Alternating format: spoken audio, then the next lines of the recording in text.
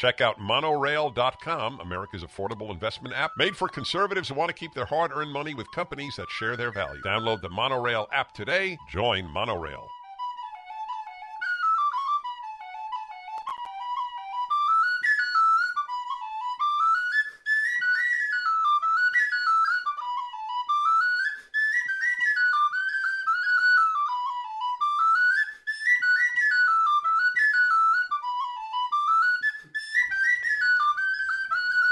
All right, everybody, it's St. Patrick's Day, hence the Irish music. I have a special affection for the day. It's the day I met my wife, St. Patrick's Day. I met her at a speech that I gave. She was pushed by her friend to ask me a question at the very end of when my speech ended, and people lined up for selfies and comments and autograph books and whatever happens at the end of a speech. And thank God she had a question. It turned out to be a very tough one. She had been getting my Bible tapes, though at the time not Jewish. The vast majority, I guess, of the people who get my Torah teachings are not Jewish, because the vast majority of the country is not Jewish. My view has always been either the Torah has something to say to everybody or it has nothing to say to Jews. The idea that the book would only speak to Jews is to me actually an insult to the book. That is the Torah, the first 5 books, and renders it a little absurd. It would be like saying vitamin C is only good for Presbyterians. Well, if it's good for Presbyterians, it's good for everybody. Okay, so listen to the Minnesota Lieutenant Governor, Peggy Flanagan, talking about children who say they are members of the opposite sex. They are really the opposite sex. Your 10-year-old girl says to you, might even be younger, and obviously might be older, says, Mom, Dad, I am a boy. What should you do? Here's the advice of another destructive woman in our society, the Lieutenant Governor of Minnesota. Can we get the Lieutenant Governor? Because let's be clear, this is life-affirming and life-saving health care. Right, so hold on there, hold on, please. This is the Lieutenant Governor of Minnesota saying it is life-affirming and life-saving health care to give hormone blockers to, remember, prepubescence, because once you're in puberty, it's much tougher to do. So if you give a 10-year-old hormone blockers because she says she's a boy, it's life-affirming. These are the sick women who dominate this field. A lot of men follow it too, but it is an overwhelmingly female proposition. And she is one of them. The damage that all of these people are doing to children is incalculable. We live in a sick age. The majority of Minnesotans, even Democrats, do not agree with what they're doing to children, and yet they keep voting Democrat. It is actually, I would say this, if you don't agree with what is being done to children with regard to sex change operations and the like, and the hormone blockers, if you don't agree and vote Democrat, you're actually morally inferior to the person who believes in it and votes Democrat. You know you're voting for evil and will still do so. Continue, please. When our children tell us who they are, it is our job as grown-ups to listen and to believe them. What does that even mean? What does that mean when our children tell us who they are? I mean, to give a slightly wacky example, my son, when he was about 5, said he was Superman and wanted to jump out a window. I give you my word. And should I have listened to who he was? And no, you're not Superman. Your 5-year-old tells you that he is a girl, and you listen and say, yes, of course you're a girl. What the hell do I know? I'm 40. I'm 35. I'm 50. What do I know? You know much better than I know. And that's the definition of a good parent to the left and the governor, lieutenant governor of the state of Minnesota. You don't know better. Your child knows better. What the hell does the child need you for? If your child knows better about something as existentially significant as whether or not he or she is a boy or a girl, what is your role as a parent? To say, yes, darling, you are a boy. Of course you are. I want you to imagine for a moment if the adults in America, the doctors, the therapists, were actually adults and not the grown-up children that most of them are. When you see a therapist in the United States of America, in most cases, not all by any means, you are seeing a child. And they think like children. And that thinking like a child is a very, very big part of what leftism is about. So the child doesn't get guidance from you. But I want you to imagine if all adults actually said the following to a 10-year-old. A girl says she's a boy, and every therapist says, no, you can't be a boy. There's no such thing. You can't be a squirrel. You can't be an extraterrestrial. You can't be two people. What if your child has multiple personality disorder? Do you affirm, yes, you really are? By the way, I had a wonderful human being. I know something about multiple personality disorder, where the individual was, I don't remember, about 6 different people, but truly was 6 different people. It was a woman, and when she came to work, she was whatever her name was. I don't recall it now. She explained all this to me, and needless to say, my heart broke for her, as well as it was endlessly fascinating. When she went home to her partner, who was a woman, she actually was a baby, and she entered a crib. And she was truly a baby. But at work, she was a perfectly accurate worker. And I asked her, how does that happen? Why don't you come to work as a baby? And she said, because all of us got together, the 6 personalities or whatever number it was, and we agreed we needed money. We needed to make a living. So one of us comes to work, and that's the one you know. So if your child says that I am 3 people, and that exists, do you say, of course you are? What is the role of the parent if it's just, of course you are? By the way, this is the genesis of leftism in the United States outside of ideology. It is the pampering of children from post-World War II till today. You are the center of life. We live for you. You don't have to take us seriously. We have to take you seriously. And the lieutenant governor of Minnesota is a perfect example of that. Your daughter says she's a boy. She's a boy, end of issue. But imagine a good world, not the sick one created by the left, the woke, whatever term you wish to use. Imagine a healthy world where every adult in that child's life said, no, I don't know where you got that idea from. Maybe at school, maybe on the internet, social media, but you know what? You're a girl. That's the way it is.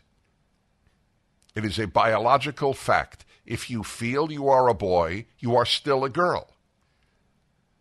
And you need to work that out, darling, or my dear, dear daughter. You need to work that out, and we're going to bring you to a therapist who's going to help you work through this. We are not going to play around with your body permanently. and affect you in ways that only God knows. It is amazing the people who dismiss the after effects of hormone blockers as if it's taking an aspirin.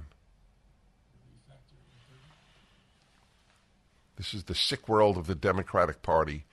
And though the majority of Minnesotans know that we are abusing children in the name of loving them, they will still vote Democrat. There is nothing the Democrats can do to hurt this country that would cause a significant number of Democrats to vote Republican. They don't vote Democrat because the Democrats are good. They vote Democrat because the Democrats are not Republican.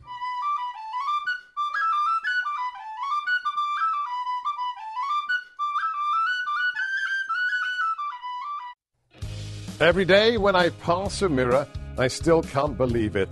It's me! I'm looking back at myself. I never thought I'd be this fit again, but 42 pounds ago, I decided to take control of my health. And with the help of my PhD weight loss and nutrition, I'm so glad I did. The program is simple. Dr. Ashley Lucas and her amazing team customize a plan for your body to make it simple. They even provide 80% of your food at no additional cost. They treat your entire person as one. Dr. Ashley believes that all change starts with the mind. She'll help you to change your behavior when it comes to food and think differently about food so you'll never gain the weight back. Give them a call right now at 864-644-1900 and they can answer all your questions. If I can do it, you can do it.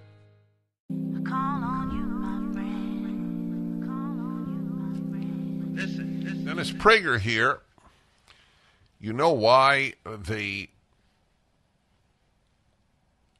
oppose, or let's put it this way, they insist that biological males compete against women in sports. There's a reason. A, they don't care about the girls or the women, obviously. That's a given. But the reason is they realize that if that's not allowed, then in fact a boy has not become a girl.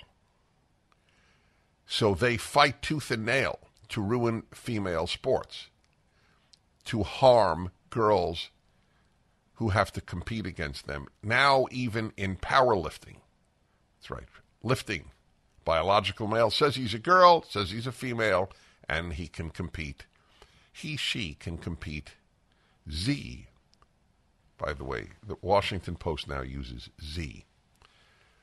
Just for the record. There is no limit to the destruction of the left of the norms, of the good moral norms of society. There is none.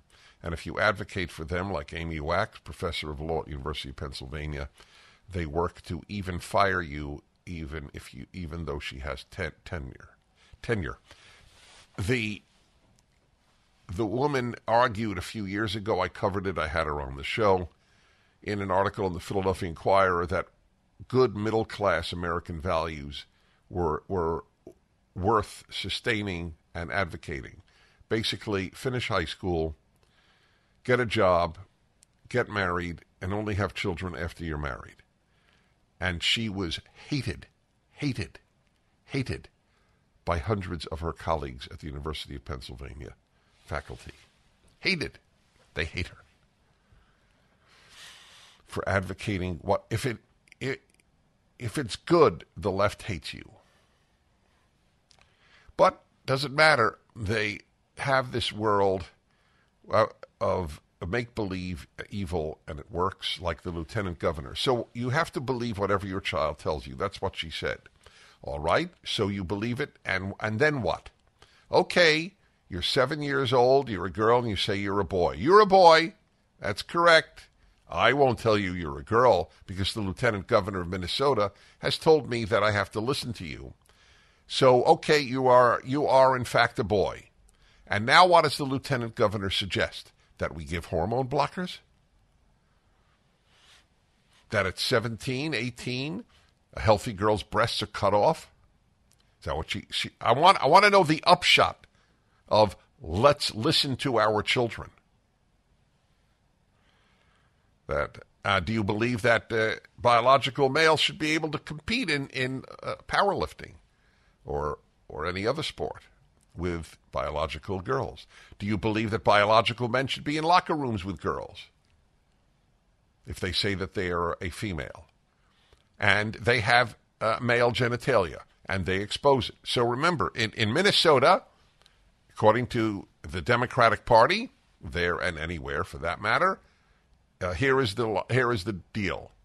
If a man exposes his genitals to a girl, or even a woman, but even a girl, he is arrested.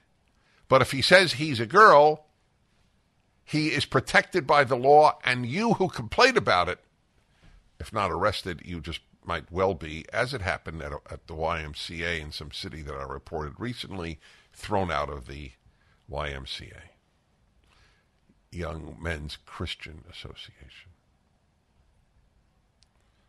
Wow, we have truly deteriorated. The speed is quite remarkable. Dr. Rachel Levine says changing kids' genders will soon be fully embraced. Wheels will turn on this. Gender-affirming care for minors has the highest support of the Biden administration. Most vile administration in American presidential history.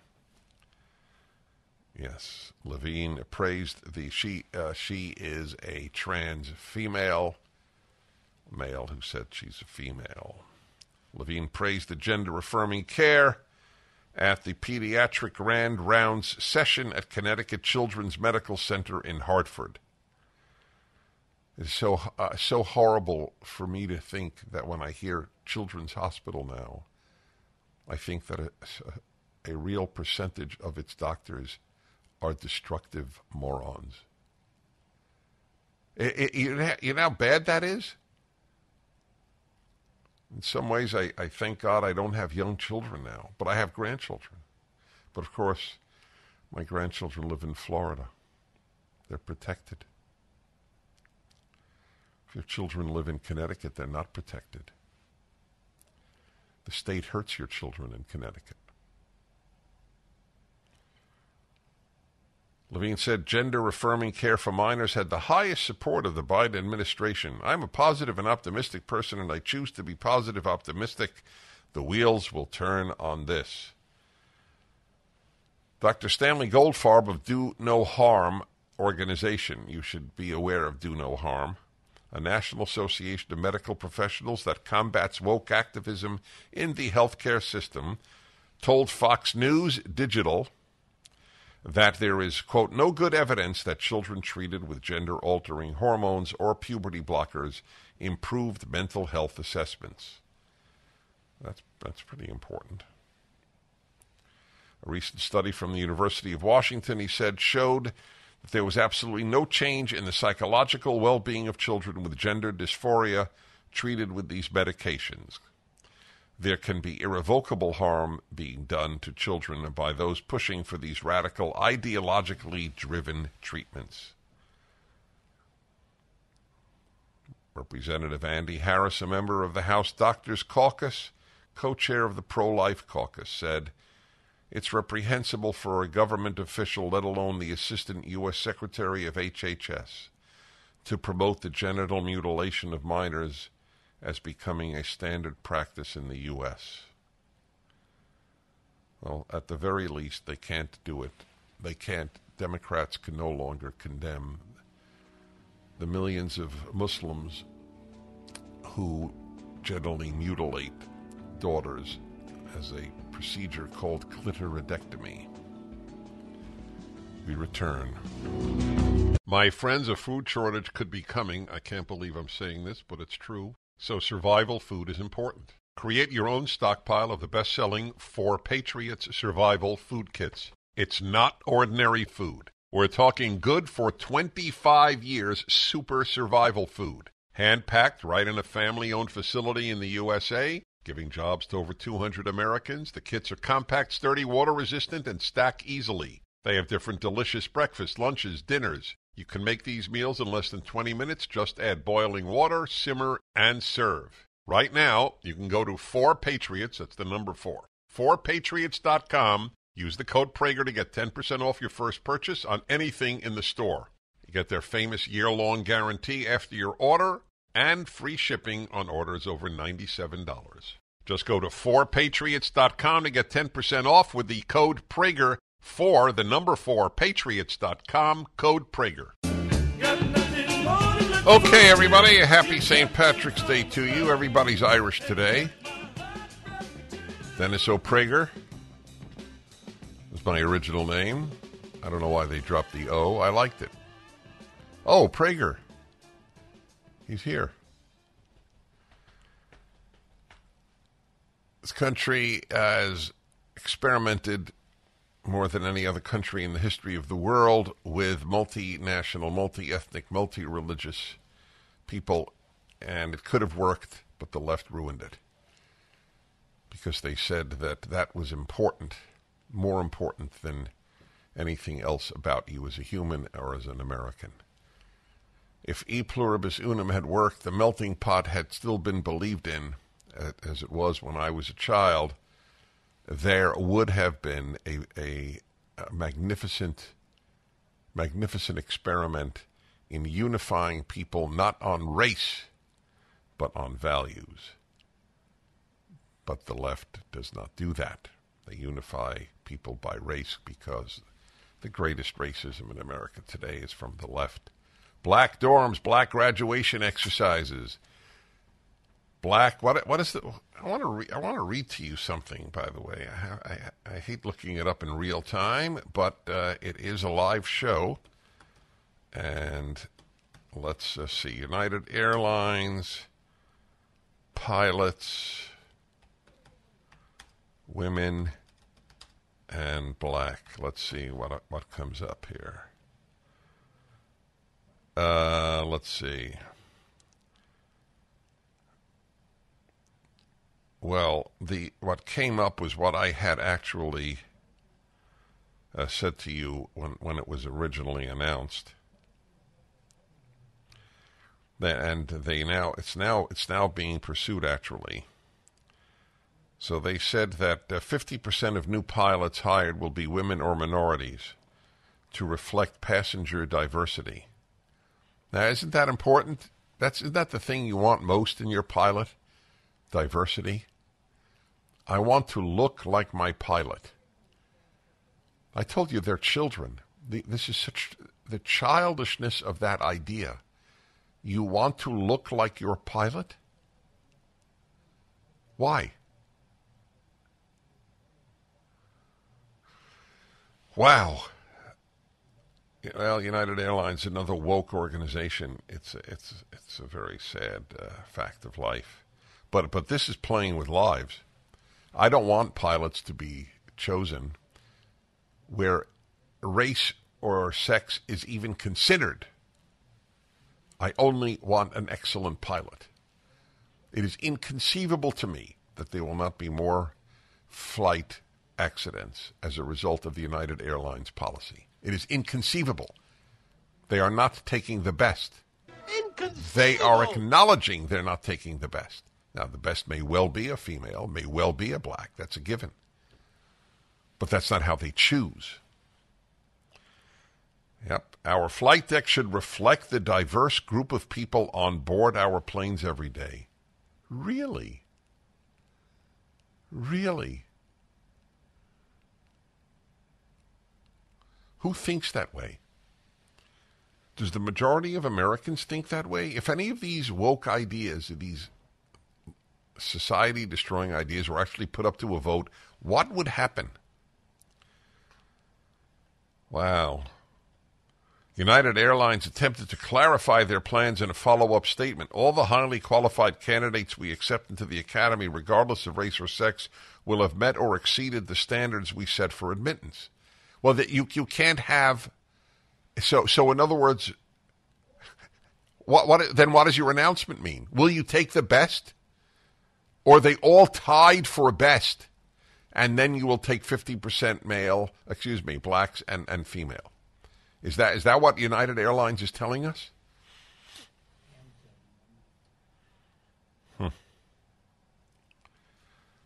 All right.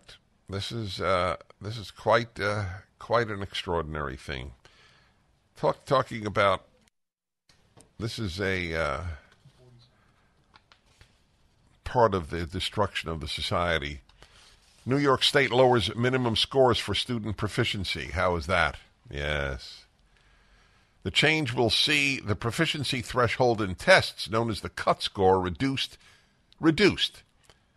to ensure more students appear to be in good academic form.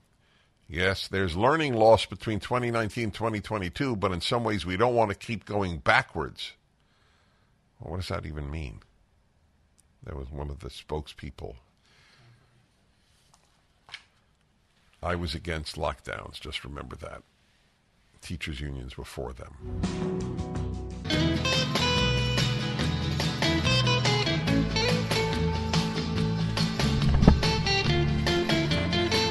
Yes, it is.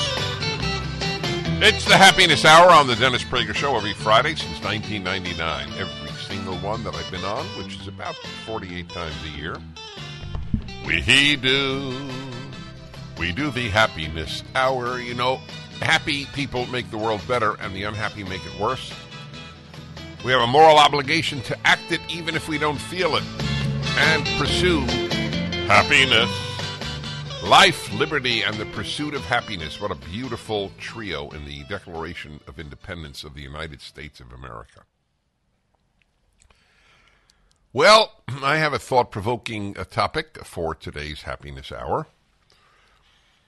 In general, would you say that going to a psychotherapist, psychologist, or psychiatrist today, or for that matter, marital therapist, would you say that in general it is helpful? What was your experience? Was it helpful? So in this instance, I'm not only going to be taking your responses, I'm going to offer you my thesis at the outset. I think most therapists hurt people in terms of their psychological health. Some have... Well, I'll put it this way. 1/3 hurt people, 1/3 do no good, and 1/3 do good. That's a lifetime of... And by the way, I went to a psychotherapist many, many years ago. I wanted to resolve some issues, and I thought it was very helpful, just for the record. So this is not based on anything personal, neither based on not having ever gone, and not based on not being helped. Wasn't a long period of time, but it was. He was a great man, and I thought that he helped me with real insights. And one of the reasons I believed it at the time was he caused me pain. If all you do is feel good at a therapist, the odds are you're not being helped. So that's the question on the table. Do you agree with my 1/3, 1/3, 1/3? And I'll even go further. I'll tell you why I think many of them do no good. 2/3 do no good, 1/3 do harm. 1-8-Prager-776-877-243-7776. That's my theory on the 1/3, 1/3, 1/3. Problem is, how do you know going in which third are you getting?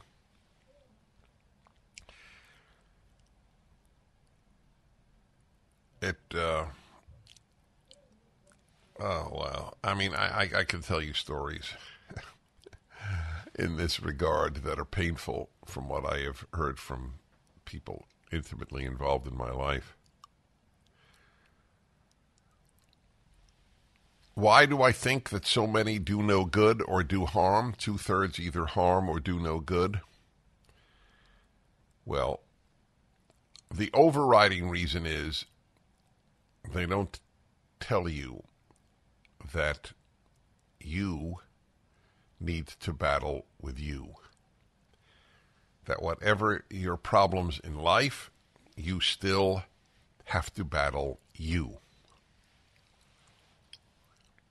Yesterday, I had a PragerU young woman. Well, I forgot her age. Was it 32? A spectacular young woman. 32, thank you.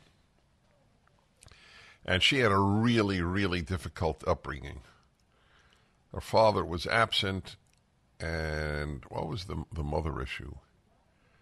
Mother was in prison, yes. The mother was in prison. It was a bad combination. No dad around and a mother in prison raised by a grandmother. And she seems to be an embodiment of health and joy, not bubbly joy, just real, a deep joy of the soul. And she said that the biggest change in her took place when she realized that she was her biggest problem. If a therapist does not teach you that you're your biggest problem, then you can't get help. You can't be helped. So, of course, there are exceptions. I mean, obviously, if you are in a situation where you're being molested by an uncle, you have to get out of that. That is clearly a big problem, a horrible problem indeed. But in general, if you are not taught that you are the issue in your life, your therapist is very possibly doing you harm. A lot of them lead from their heart, not from their mind. I'll give you an example. I know a couple, one of whose adult children, he's about 40, does not speak to them. The reasons, to the best of my knowledge, are invalid. Let's put it that way. And they went to the parents, and the adult child went to a therapist, and the parents, who tend liberal, by the way, told me that all she did, the therapist, was side with the anger of the son. That's it. And he hasn't talked to them for years. The offenses are trivial, in my opinion. And the other children are quite attached to the parents. But the therapist was on the side of the child who doesn't talk to the parents, as I would have expected, especially since the therapist and all of them live in a rather progressive area, and I'm sure she was of progressive thought, the therapist. So that is my thesis. What is yours? What is your experience with yourself or a child, for example? I think that that is why the 12-step program is so terrific, so much better than so many therapists. First of all, it tells you the chances of your getting better without belief in a higher power are minimal. And God, is that true? Secularism is the root of all our ills. The hopeless, meaningless ideology. Only, as I point out frequently, and it's irrefutable, only secular people say men give birth. There are secular people who deny it, but only secular people say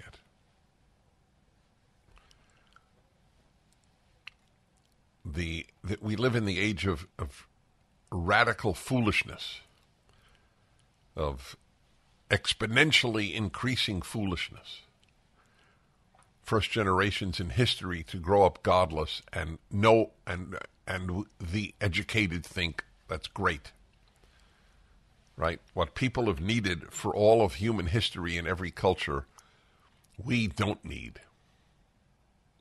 All right? You see the results daily. So how do you know what therapist to choose? That I did. I think many years ago I did cover that subject. No, I'm not certain, but I think so. And I remember what I said.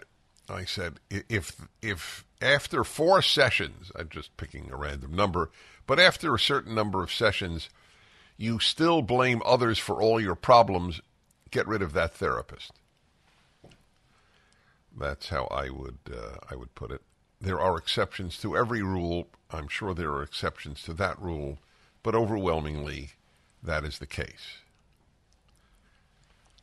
1-8-PRAGER 776-877-243-7776. And let's go to Jeff in Colorado Springs. Hello, Jeff. Hello, Dennis. My wife and I were working overseas, and we were under a lot of pressure. Our marriage was in trouble. We came back to the U.S. for help, and I discovered that my expectations were killing my wife, my unrealistic expectations, and largely because I didn't know how to listen to her. And so we had a wonderful therapist who sat me down and said, you're expecting super lady, and she's just a human. All right, stay on with me. I'm very curious to know what you expected and what the listening issue was about. Happiness Hour, Dennis Prager Show. Just when you thought it couldn't get any better, Mike Lindell with MyPillow is launching the MyPillow 2.0. When Mike invented MyPillow, it had everything you could ever want in a pillow. Now, nearly 20 years later, he discovered a new technology that makes it even better. The MyPillow 2.0 has the patented adjustable fill of the original MyPillow, and now with a brand new fabric that is made with a temperature-regulating thread. The MyPillow 2.0 is the softest, smoothest, and coolest pillow you'll ever own. For my listeners, the MyPillow 2.0 is buy one, get one free offer with promo code Prager. MyPillow 2.0 temperature-regulating technology is 100% made in the USA and comes with a 10-year warranty and a 60-day money-back guarantee. Just go to MyPillow.com and click on the radio listeners square to the buy one, get one free offer. Enter promo code Prager or call 800-761-6302 to get your MyPillow 2.0 now. This is the Happiness Hour on the Dennis Prager Show. And the subject today is, does psychotherapy help? And my own belief is 1/3 of the time it neither helps nor hurts. 1/3 of the time it damages, and 1/3 of the time it helps. And I got that from therapists that I respect whom I've had on my show. I've asked them all the same question: what percentage of your colleagues in psychiatry or psychology are competent? And it is never more than 1/3. Sometimes they say 1/4, which is not a knock on, well, it is a knock on these people, obviously, but I'm not saying it to knock them. I would say that that's probably true in many professions, except sports, because sports we have objective excellence. 1/3 of baseball players are not incompetent. They wouldn't be playing. So the question on the table is, what's your view and your experience? So Jeff in Colorado says that he had issues, he's back on, and you had issues with your wife, and you had a wonderful marital therapist who taught you 2 things. One, you need to listen when she talks, and second, that you had unrealistic expectations of her. Am I summarizing you accurately? Yes, very much. Well, shows that I listen. Okay, so I have a question. Yeah. Give me an example of an unrealistic expectation you had of her. Well, I thought she should be super teacher, super mom, super wife, super lover. Just all these things should be, outstanding. And then when things got hard and she wasn't outstanding, I just I think I even got more demanding.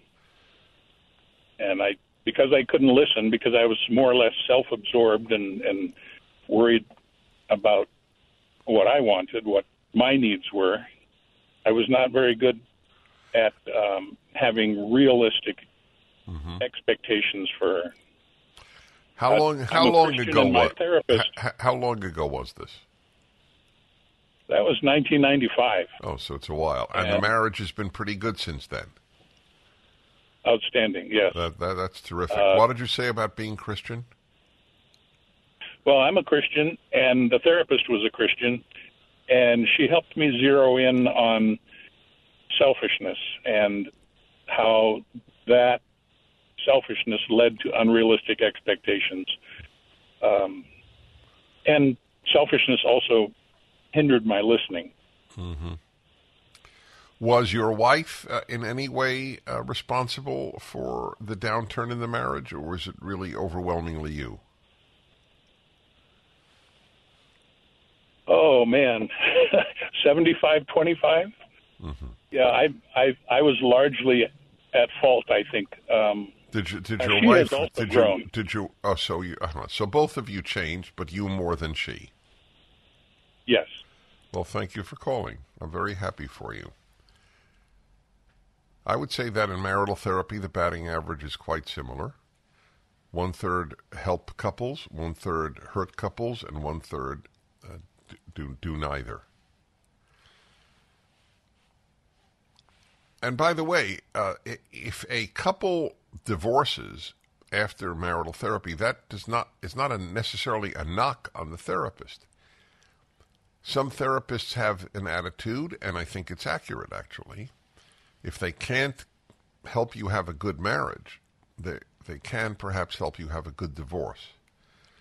And I would like to restate something I have not stated in a while, but I used to say more often.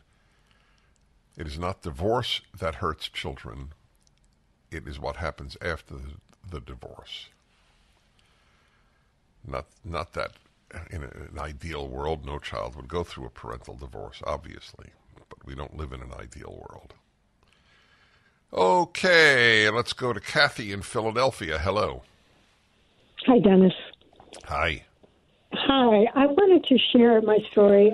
I realized after listening to this topic on your show for several times that I was incredibly lucky to find an excellent therapist who, and the reason I say that is because after I told her my story a few times, she said, yes, none of it is your fault. It is your responsibility, though. And, that just took me and takes everyone, I think, right out of the victim position. That's right. So you and I are in total agreement. She did right. If you leave your therapist after, I don't know, a couple of months and you're still the victim, that's your perception of yourself, and they cultivate it, they're not a good therapist. Well, how can you ever get well if you... You can't. That is exactly. You can't. And one thing about her, too, I want to say that she told me that she herself had gone through therapy because she thought it was essential to know her own, neuroses backward and forward before she ever tried to help somebody else. Well, that is true. I was I was very lucky. You were indeed. There's a lot of luck in life, my friends. Religious people often find that difficult to hear. I am religious, and part of being religious is a commitment to truth. The truth is there's a lot of luck in life. The only alternative explanation, if you're religious, is that everything that happens to you, God has engineered. But then we're robots, and that flies in the face of the entire biblical supposition that we are free to choose. I have put before you today life and death, and you shall choose life. One of the great lines in Deuteronomy. Read it in my commentary on Deuteronomy called The Rational Bible. All right, and let's see here. Anne in Erie, Pennsylvania. Hello, Anne of Erie. Hi. My daughter had a great counselor, but she moved out of town, and she wanted a quick fix for her weight. She didn't want to just eat right and exercise. So the doctor gave her drugs, and then she claimed she had all this anxiety. So the doctor gave her more drugs. And the next thing I know, she calls me, and she's angry because I wouldn't give her her college money and yelled at me and hasn't talked to me in a year and a half. So her old counselor thinks it's because the new one must be woke or something. She likes to be the victim, and I told her that. Right. It's back to that. It's back to that. Does your therapist cultivate victimhood in you? Then they're damaging you. I'm sorry. I'm really sorry. But you have to be strong. 1-8-PRAGER-776. The Dennis Prager Show.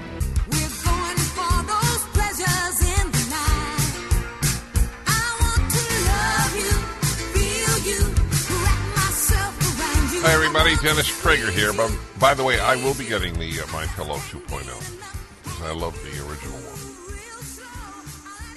Just for the record, promo code is Prager. So the Happiness Hour topic is therapy. My belief is that 1/3 of therapists do harm, 1/3 of therapists do good, and 1/3 of therapists do neither. Psychiatrists, psychologists, and marital therapists, whatever the psychotherapy group. When I think of successful programs like 12-Step, they have an ingredient, 12-Step. They have two ingredients that are not normative in psychotherapy in the United States, probably for the last half century at least. And that is that in the 12-Step programs, they are dependent upon a higher power for you to help yourself. And they are the antithesis of your thinking of yourself as a victim. You, even though they say that alcoholism and other addictions are diseases, they still say you are in charge. You are not a victim. So if your therapist has not advocated, and your therapist could be an atheist and advocate it. I know a secular psychiatrist who is adamant about the efficacy of religion in helping people. So it is possible. But if your therapist says nothing about meaning / religion and cultivates your victimhood status, you are being hurt. You're certainly not being helped. Okay, let's see. Got all sorts of different takes on this, and that's good. That's what I want. Daytona Beach, Florida. Nancy, hello. Hi, Dennis. Hi. I was married for 16 years to a very abusive man. We are both Christians. Ironically, he insisted that we go to therapy our entire marriage. We had many, many therapists. I think that he was looking for someone to blame me so that he could say, see, I told you it's all your fault. But he never found that. And he didn't listen to anything the therapist said. And one thing our therapist didn't know was that he was screaming at me all the way to the appointment and all the way home for numerous things. And I found them quite ineffective. Did you mention the next time you saw the therapist, he screamed at me the whole way home? Not in front of my husband. Why? Because I would be opening myself up for abuse. I still had to live with him. I'm curious. Did I hear you correctly? And this I'm not making a point here. I'm just clarifying. Did I hear you correctly? You said you were married to a wonderful man? No, an abusive man. Okay. I'm glad I clarified that. Why did you... So was it because you were Christian that you didn't want a divorce? We had several children, and it just would break my heart. I didn't know what I would do. How would I support these kids? And what did happen? The kids he was starting to manipulate the children against me. Oh, that's he's just lost all my sympathy. The parent who poisons children against the other parent is going to have to face God's wrath, or God isn't good. Right. Well, how are they now? The boys are a mess. The girls are okay. My oldest is... All right, I got to take a break. I'm sorry. I'm really, really sorry.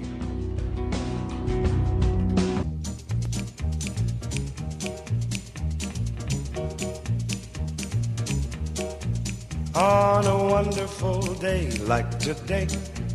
So the issue today on the Happiness Hour is psychotherapy. Psychologists, psychotherapists in general, psychiatrists, psychoanalysts, which is a different story entirely in some ways.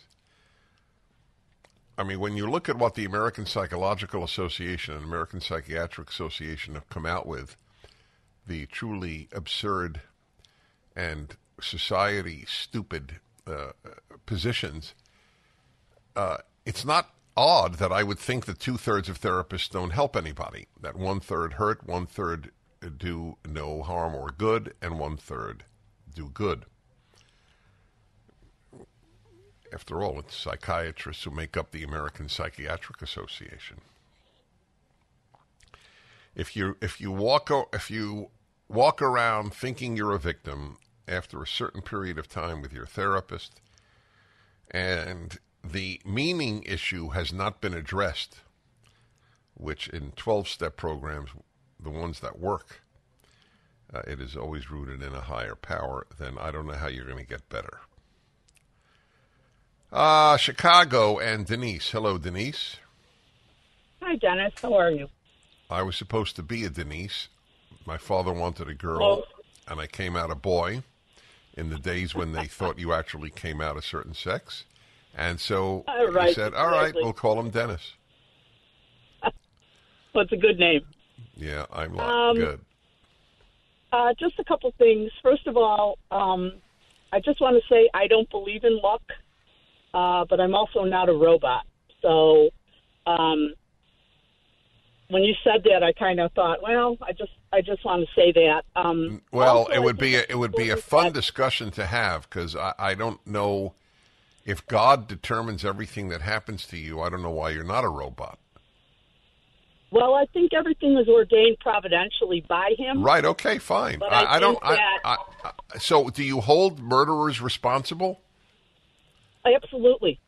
But I think we are responsible. We have free will, but I think when we ask Him for help, He will help us. We have to discern it in a proper way. Okay, and all right. Look, it's a fun discussion, but let's talk about therapy. Yeah. So I went to a therapist for a few years. I wound up getting a divorce in the end. But I talked to, I'm Catholic, I'm a Roman Catholic. I talked to my priest, a couple of different priests throughout the years about my marriage. They suggested that I go to therapy and suggested a Catholic therapist. So I think that if you're going to go to therapy and you are religious, you're practicing your faith, it's a good thing to go to a therapist that understands that if you can't find one that is of your own, cut from the same cloth, so to speak. Because the secular world, like you just said, with these therapists now, the gender nonsense and all the rest of it. You need to be able to talk to somebody who can guide you on the path of your faith. And I agree with you. I thank you. We don't agree on the luck, but we certainly agree on this one. I have a close friend who is a psychiatrist, and he is a God-centered Jew, and he has a lot of Christian patients. And he is so helpful to them.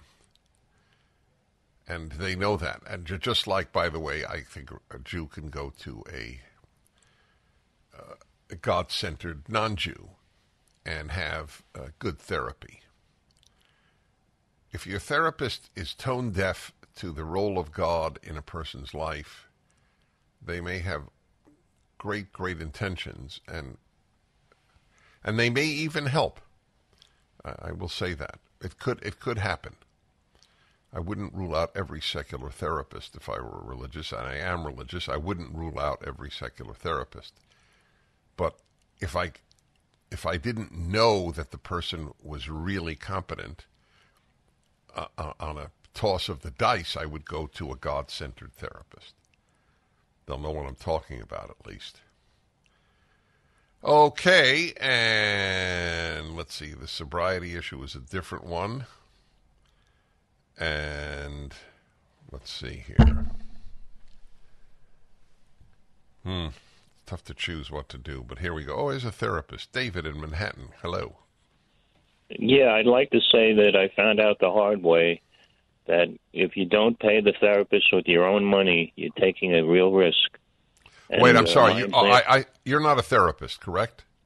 No, I'm not. Okay, sorry. I misread the summary of your call. Go ahead. So if you don't pay with your own money, you're in trouble. Why is that? Well, if there's a third party paying, say a parent or someone else, they're going to want to know how the therapy is going, and the therapist may talk to that person, and so then the privacy issue is taken over, and it's not really therapy if it's not private. Well, it doesn't matter who's paying. I mean, the privacy issue is supposed to be sacrosanct. What about if somebody in therapy says they're thinking of killing themselves? Oh, okay. Well, I don't know I know that breaks the silence rule. I don't know who they tell that to. Maybe the authorities. But that's a separate issue, I think.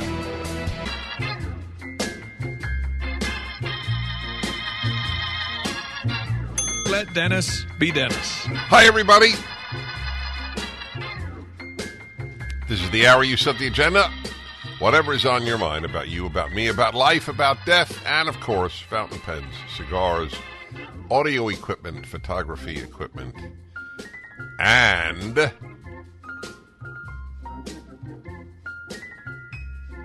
enjoy the music.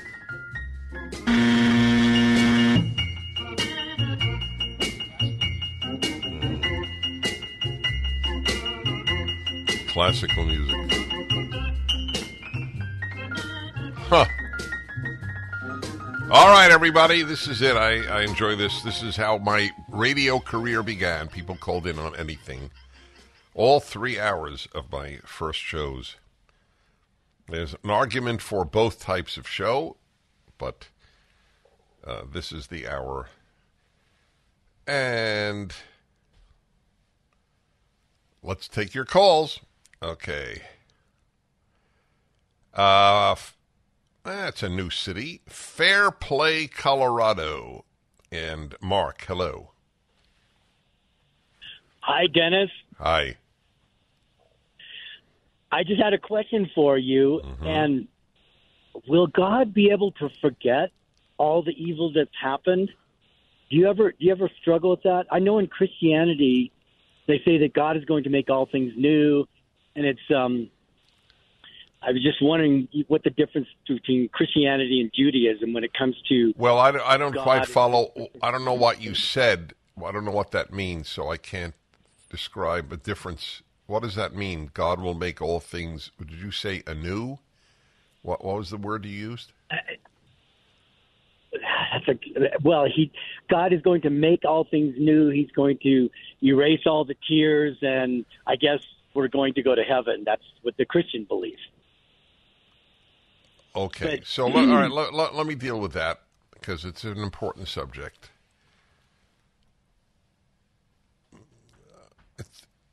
With regard to many subjects, it's very hard to say the Christian or the Jewish belief. There are such things as normative Christian and normative Jewish belief, but very often, for example, I'll bet a lot of Christians think that hate the sin, love the sinner is a biblical verse.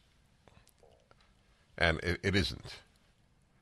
So it's like my father said to me when I was very young, don't confuse Jews and Judaism. And I would say the same for any religion. Don't confuse Christians and Christianity.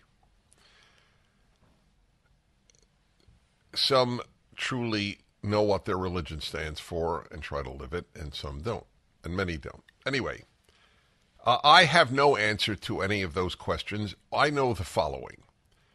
God is good and God is just, and therefore God judges people. What that means, I do not know. I can only say this. I would be an atheist if I believed that Hitler and Mother Teresa had the same fates. Okay? I would not only be an atheist, to the extent that I even thought about God, I would be anti-God.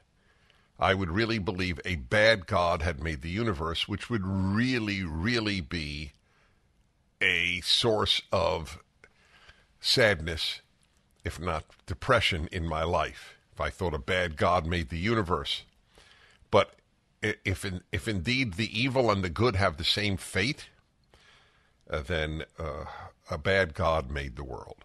That's all I know. The rest of my religious life, and it is an intensely religious life, wouldn't be writing for 10 years a Bible commentary on the first 5 books of the Bible if this were not the pillar of my life. But my life's religiosity is 99%. What does God want from me? That's it. That's my religious quest. That's my religious preoccupation. And I think other preoccupations are unworthy of you, your religion. Okay, so I'll leave it at that, and let's move on, and I thank you. Irvine, California. David, hello. Hi, can you hear me? I can. Excellent. You mentioned in the previous hour that there was a consensus that 1/3 of psychotherapy is bad for patients. No. Yes, that's pill, right. Yeah, that's right. Yeah. Mm-hmm. If that was a pill, the FDA would not approve it unless there was a way to tell who could get harmed and who would benefit. Well, right? you can't measure psychotherapy like you can measure a pill. Well, then they should be. I don't know. I don't follow it. How would you do that? Would you take a poll of thousands of people who went? You do randomized. You do the standard randomized. All right, fine. And a lot of people say it wasn't helpful, and then what? Well, okay, you would measure something like marriage or divorce rates or unemployment or drug addiction. You would measure. Okay, fine. All right, let's say you did that, and then what would you do? Would you ban those therapists like you would ban a drug? That's the interesting question. No, that isn't interesting because it's not possible. I don't find the impossible interesting. I'm sorry. You don't think that, like conversion therapy for homosexuals, right? Yeah. That's been outlawed in places. So they could certainly outlaw, software speech-based therapy, not including psychiatry, which is medical.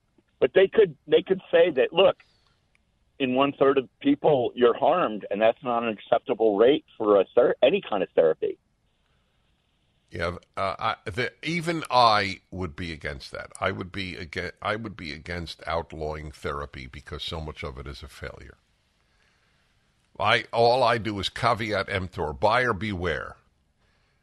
please understand, folks, that if you still think you're a victim after a few months of therapy, you're probably being hurt by an incompetent therapist. That's why I broadcast these things. With a drug, there's an objective standard that is irrefutable. You'd have a lot of people saying, I'm sure anyway, you'd have a lot of people saying that the therapist that I think is hurting people is actually helping them. The example I gave of the family that went for therapy, the parents and the adult child who does not speak to the parents, and the parents told me they think it made things worse.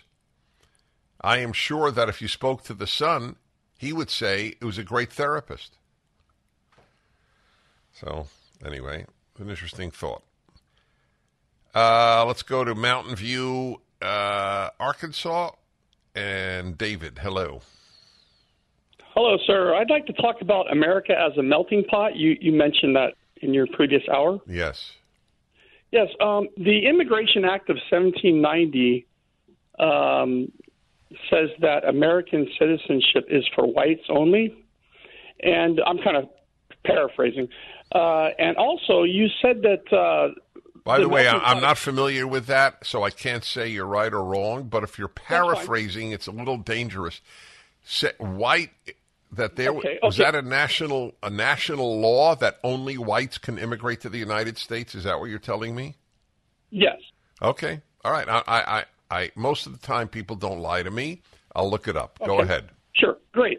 And secondly, you said the melting pot experiment could have worked if we would have allowed something about, you said, common values.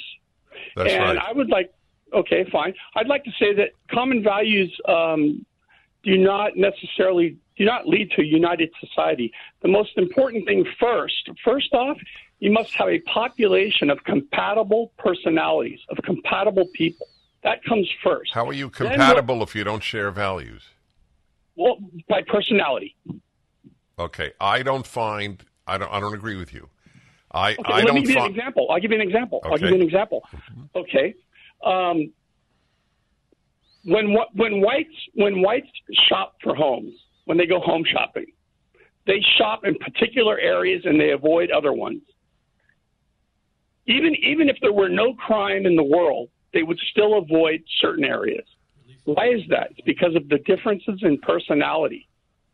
Right. So I don't have that same view as you do. That's very interesting. I live in a dead-end cul-de-sac.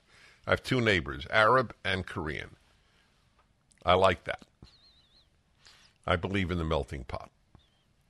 We all love America, and we share those values.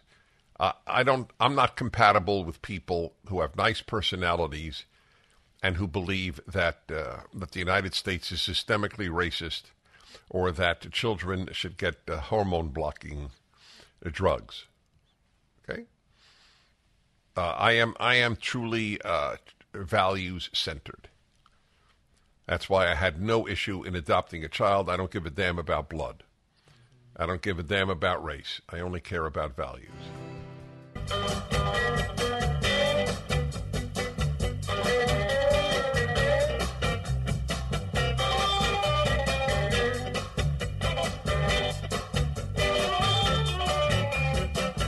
This is the hour you call in on whatever is on your mind. I'm Dennis Prager, and Tallahassee, Florida, and Tim. Hello, Tim.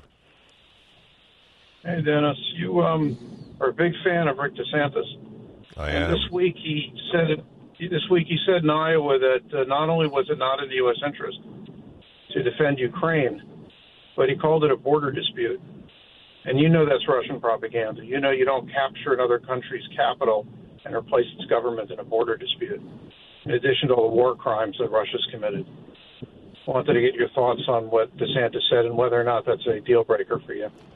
It's not a deal breaker, and I believe that he, if he became president, he would not withdraw all support for the Ukrainian government. What happened was I didn't read every word of it. I trust your summary, but I didn't read every word of it. Tucker Carlson sent a few questions to all the Republican candidates for president on Ukraine, and more or less unanimously he reported they did not support the efforts to support the Zelensky government. Interestingly, when he actually read the words of any of these people, I don't believe any one of them said that we should stop aiding the government there. I think border dispute is a poor term. I agree. So let me make something clear. If I will only vote for candidates with whom I agree on every issue, I will vote for no one. So I don't expect to agree on every issue. The greatest threat to the United States of America, and I strongly supporting Ukraine. The greatest threat to the United States of America is the left in the United States of America. So if I have to choose someone who is strong on Ukraine and, on the other hand, supportive of the left versus someone who will try to undo the staggering, almost fatal damage of the left and is weak on Ukraine, it is clear whom I would vote for. Life does not always offer me perfect choices. That would be an imperfect choice, but that is the choice I would make. Because if the left wins in America, there will be nobody left to aid the Ukraines of the world when the Chinas and the Russias and the North Koreas start gobbling up places. Okay, good. And let's see, Tenafly, New Jersey, and Stan, hello. Yes, Dennis, thank you for taking my call. I have always felt that one of the key things to life in general is humor, and today I watched Victor Borgia, and the other day Red Skeleton, and all the great comedians, and everyone used to laugh way back when, and everyone used to watch different shows, and everyone would be happy, and they would discuss who was funnier. Yes, your point is well taken. In fact, there is far more joy among conservatives than among people on the left, especially left. Liberals may have some joy. And the only laughter I really ever see on the left is at people, not with people. By the way, it's Red Skeleton, not Skeleton, but just I'm a stickler for that stuff. Forgive me. It's a big difference. Anyway, they've abolished humor. The late night shows in the United States in the past wanted to give Americans something to laugh with, something lighthearted. And now all the late night stuff is, let me tell you how crappy America is and how evil Trump is and how bad your future is with global warming. It is they have the war on humor is like the war on academic excellence and the war on children. Such it is. I was going to make another comment on a previous call. Hold on one second here. Oh, yes, the caller who called in about people wanting to live with compatible personalities. And I said, I choose values over personality. How do you know what group is going to have a compatible personality? The implication was that whites want to live with whites because of compatible personalities, which is an interesting thesis. To me, it's like it's a no-brainer that if I could know the values of the people I was living with, the color would recede in importance totally. it's white liberals who are destroying this country, or white leftists, to be precise. The overwhelming majority of your teachers' unions, heads, and others are white. They're destroying the schools of our country. Are they compatible personalities? Anyway, it was on my mind, and I wanted to share that. Okay, let's see. Bill in La Cañada, California. Hello. Hey, Dennis. Speaking of white leftists destroying school districts, I told you about some woke sex ed documents a few months ago advertising 12-year-olds to have safe sex and locking out a school district. So I sent photos of those documents to the school board member, and she claimed that all school documents are age appropriate and that those documents just don't look familiar. So either the $300,000 school superintendent doesn't know what the teachers are teaching, or they're just lying, or they actually believe in this stuff, that there are 7 genders according to these documents, and that most 13-year-olds don't know if they're boys or girls. It's just unbelievable. You can't do anything about this stuff. Send me that. Obviously, I care about it for obvious reasons to you and others. Yeah, well, I'll tell you this. La Cañada is an affluent area 10 minutes from where I'm broadcasting in Glendale, California, and it was really a haven until the left started ruining its schools. It was known for its good schools. And then the left got in. Left destroys everything it touches. If you know that, you know half of what you need to know about the world since the Russian Revolution in 1917.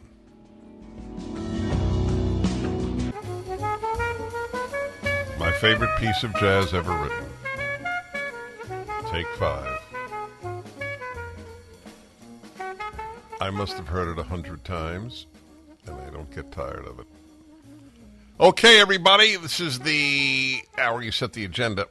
March is fundraising month for PragerU. It's a highlight every day that I speak, almost every day, to some young person affiliated with PragerU. We have 19,000 now. I thought it was 15. I learned differently. I was corrected. 19,000 members of PragerFORCE around the world. High school and college age individuals. And I'm speaking now to Stan Alger. We have never met, Stan. Hello? Is that correct? We never met? No, not officially. This is the first time that I believe we are officially meeting. Well, it's a delight. So are you a member of PragerFORCE? Yes, I am. I've been a member since 2019. And how old are you? I am 20, almost 21. You know, it's always cracks me up when I hear that. You will soon reach the age where you will not say almost. Yeah. I abandoned that a while ago, I have to say. So what college are you going to? I'm attending Loyola Marymount University. And it's not too far. It's not too far away, and it's in a pretty nice place. Is it woke? Actually, in comparison, it's hard because you need to compare it to the other universities that are in the area. It definitely has a woke presence, but I'll tell you, there is a significant and important conservative underground that has a very actually active voice and presence on campus, which I think is impressive. How do you explain that? When I first joined the chapter, they had a college Republicans chapter. And actually the president of that chapter, he was also the chairman of the state as well. And they actually are also starting up with, in league with that chapter, a Turning Point USA presence as well on campus. And then I would say the most important element that's helped preserve the conservative presence here is it's a Jesuit community. There's definitely very present Catholic values on campus. And there's always a mass every Sunday. They're not shying away in teaching church history. They don't shy away in preserving those important beliefs, ideals. And, they don't necessarily say, okay, the students have to follow these, but they do encourage it, and they do have the students take at least one course that does help to preserve those values. And how does the wokeness express itself? There's always the social justice communities, there's always the student groups, and generally there is a small protest that goes on, maybe on one of the front lawns or outside of the school itself. At the same time, however, there's always generally a counter-protest. There was a pro-life protest, actually, that took place last fall as well, that was out front of the campus. Has the transgender issue hit your campus? Not as much, although I will say, actually, there was an article released by our school university last year that had a bit of an issue with the fact that there were now tampons inside the men's restroom, which did cause a bit of controversy. So let me understand. A Catholic, nominally Catholic, Jesuit university has tampons in men's rooms. I believe it is since removed, but there was a period, yes, where that was the case. Are you asked your preferred pronoun? No. All right, so it doesn't sound like the left has completely taken over your college. No, and it's a fight. We definitely need to keep fighting for it. But right now, we have a good 4 to 5. How is the male-female social life on your campus? Do kids date, or is that word antiquated? Oh, people date. People date. And actually, it's interesting. I've noticed in my generation, at least on campus, when it comes to the male and female couples, they actually want to be committed. They actually want to go out on a date, try the waters, and then they want to stay loyal to each other. There's no really casual dating that takes place, at least from what I've seen, which is kind of counterintuitive to what I've heard a lot that is going on in the country right now. But I will say hookup culture is not really that prevalent on LMU's campus. Wow, sounds like a relatively healthy place compared to others. All right, when we come back, I'd like to understand how a PragerU has touched your life. Back in a moment, Stan Alger is a PragerFORCE student. He's at Loyola Marymount University. Dennis Prager here. Thanks for listening to the Daily Dennis Prager Podcast. To hear the entire 3 hours of my radio show, commercial-free, every single day, become a member of Pragertopia. You'll also get access to 15 years' worth of archives, as well as the daily show prep. Subscribe at PragerTopia.com.